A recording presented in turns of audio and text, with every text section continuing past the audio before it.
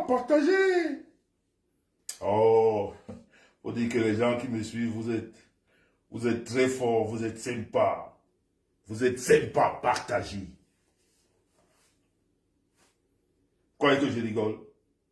Attendez que je vous fasse déjà suivre un bout. Je vous ai montré la photo, non? Allez écouter la sœur. La sœur. On n'est pas au quartier, la sœur. La sœur qui te dit que, mon pote, nous sommes des enfants maudits. Écoutez la sœur. Mais avant, vous allez me partager ça. Écoutez.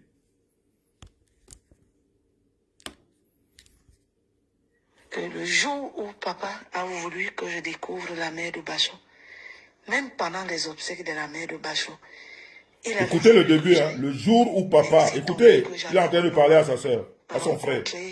J'ai souvent dit à tout ce monde-là que le jour où papa a voulu que je découvre la mère de Bachot, même pendant les obsèques de la mère de Bachot, il avait voulu que j'aille. Mais c'est tombé que j'allais au... Partagez-moi ça. C'est Agnès qui est en train de lui expliquer sa vie. Ce petit tétosaure là, qui n'a pas de père, qui ne sait même pas qui est sa mère. Parce qu'il a été élevé partout. Il a pris le ndoutou partout. Maintenant, la toile est son endroit où il vient déverser son ndoutou. Voilà, il faut qu'il emmerde le monde avec son ndoutou. Il faut qu'il emmerde le monde avec son ndoutou. Comprenez, non? C'est Agnès qui va parler tout à l'heure. Donc, un tour de partage. Pour écouter Agnès. Vous allez comprendre ce monsieur qui ne sait pas où a été enterré sa mère. Où a été enterré son père. Son prétendu père. C'est-à-dire, lui, il est un perdu de la perdition. Du jamais vu pour ces gens qui prennent parole sur les réseaux. Perdu. C'est pour ça qu'il a ce comportement. Je vérifie combien de partages on est. Et je vous laisse écouter Agnès, sa grande sœur, d'une autre mère.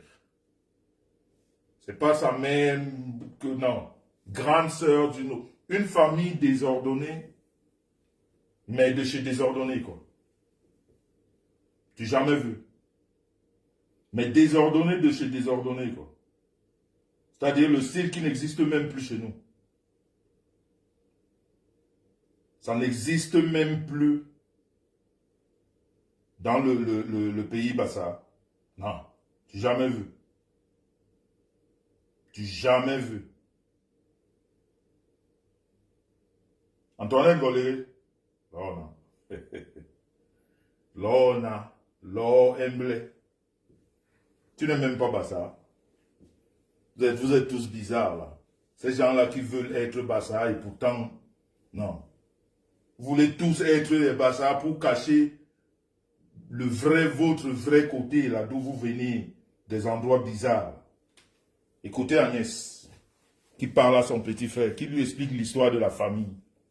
Écoutez. J'ai souvent dit à tout ce monde-là que le jour où papa a voulu que je découvre la mère de Bachot, même pendant les obsèques de la mère de Bachot, il avait voulu que j'aille. Mais c'est tombé que j'allais au nord rencontrer mon père qui était aussi mourant de ce côté-là. Et nous avons terminé les obsèques. Quand je suis venu, papa m'a amené à Kouningi.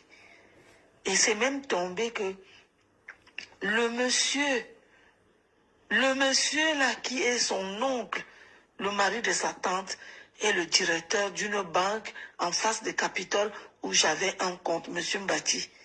Je vous rappelle que c'est sa grande sœur qui parle. C'est papa même qui m'a amené là-bas dans la maison où dormait Bachot. Agnès. Et je pense que quelques mois après, Bachot est parti en Italie. Il venait me rendre visite. Je lui ai toujours dit ça. J'étais avec Bachot tous les jours. J'étais à Madagascar, là où j'ai fait l'accident. Il venait me rendre visite tous les jours. J'étais seulement étonné qu'on me dise qu'il est parti. Il ne m'a même pas dit au revoir. Il n'a même pas dit au revoir à sa grande sœur. C'est papa lui-même qui a dit que voici ton petit frère, que je l'ai eu avec une fille Bassa comme ta maman. Donc c'est ton frère. C'est mon père. La même manière il a fait avec moi pour que je te connaisse. C'est la même façon qu'il a fait pour que je connaisse Jacques. C'est la même façon qu'il a fait pour que je connaisse Dominique, qui est médecin aujourd'hui. C'est la même façon qu'il a fait pour que je connaisse Gisèle, Nicole, hein, et d'autres enfants qu'il a. Certains sont à Douala, certains sont même en Suisse, les enfants de papa. Quand je compte les enfants de papa, nous sommes 18. 18. Et ils connaissent seulement nous là. Il y a les enfants de papa que je connais, que personne d'autre ne connaît ici. De peur de les faire vivre le même calvaire que nous vivons, qu'on les repousse, d'accord? J'ai décidé de les laisser à l'écart. Les obsèques de papa, ils ont dit, maman, on fait comment? J'ai dit, attendez. Attendez. Si c'est calme là-bas à la maison, je vais venir. Si ce n'est pas calme. Mais il doit respecter. Nadège a voulu sauver sa vie. Je ne vais pas vous amener pour qu'on aille vous repousser. Si on vous a repoussé, ça veut dire qu'on m'a repoussé. Le problème, c'est papa. Parce que si qu'il avait collé le poignet sur la table, la calme que tu veux ou pas, mais reconnaître bonne belle. Reconnaître bébé. Moi qui te... Sa sœur est en train de lui dire que tout le désordre que nous vivons, c'est notre prétendu père. Il n'a pas eu la poigne de dire à sa famille que nous sommes ses enfants. Parce que même Agnès qui parle n'est pas reconnue. Sur son acte de naissance, c'est écrit père inconnu. Comme le tétosaure de Annette, Antoinette Ngolégui. Un monsieur qui a prétendu nous faire croire ici sur la toile qu'il a connu son père. Quand lui, avec sa grosse tête, là, il avait déjà 54 ans, il a découvert son père dans les réseaux. Et à la fin, on se rend compte que ce n'est même pas son père, c'était le Djomba de sa mère. C'était un Djomba. Ce n'est pas son père. Parce que sa grande sœur lui dit que notre prétendu père n'avait pas la poigne pour dire à sa famille que nous sommes ses enfants et pour qu'ils nous reconnaissent. Et elle dit que tout ce désordre que nous vivons aujourd'hui, c'est à cause de lui. Comprenez ça? C'est ce que sa grande sœur lui dit. Écoutez.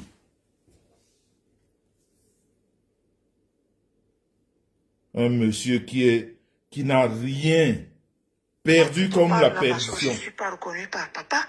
Jacques, pareil, toi, pareil. Écoute. Moi qui te parle là-bas, je ne suis pas reconnu par papa. Jacques, pareil, toi, pareil. Dominique, pareil. Nicole, même pareil. Ou Gisèle, pareil. Samantha, celle qui est en Suisse aussi, et ses deux frères, c'est toujours pas papa. Et celle qui est en Allemagne,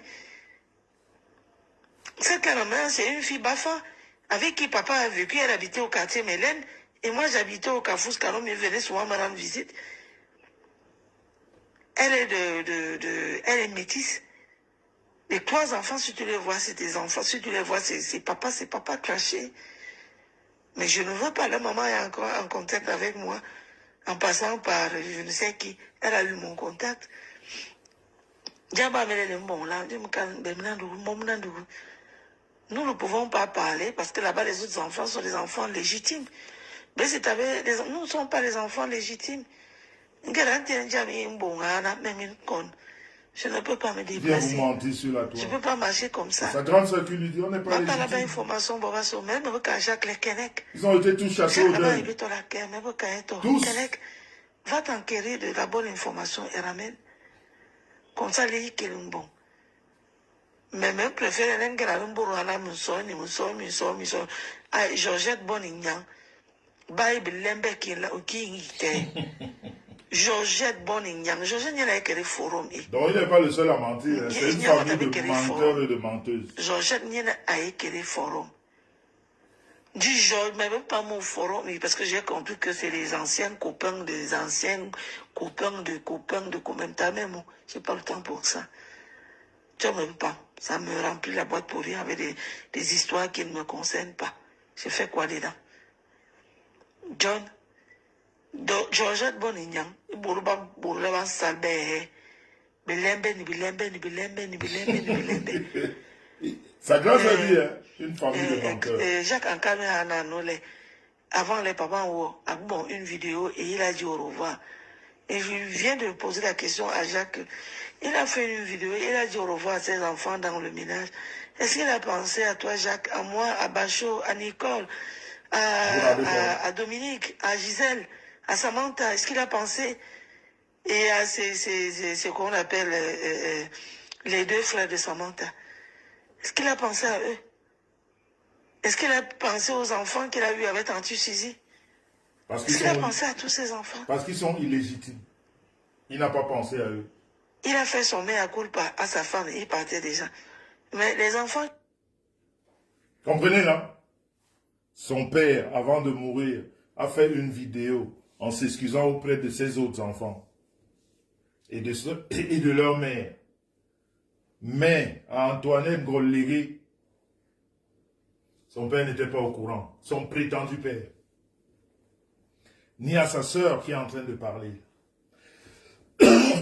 Permettez-moi de boire un peu d'eau.